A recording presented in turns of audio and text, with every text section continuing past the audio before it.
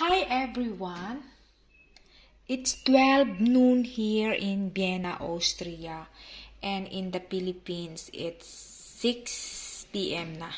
So, gabi na sa Pinas, guys.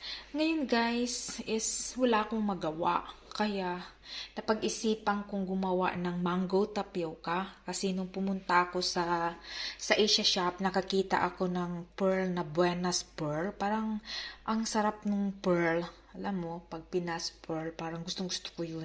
Kaya, ayun, gumawa ako ng mango tapioca, guys. At, eto, guys, 3 mangga ang nilagay ko, guys. Bali, yung 2 mangga, guys, giano ko siya. Yung, gi-blender ko siya para maglasa talagang mangga. So, eto, guys, ang aking mango tapioca. You look, guys, ang sarap-sarap niya, guys. Kain tayo, guys. Happy weekend. Babu!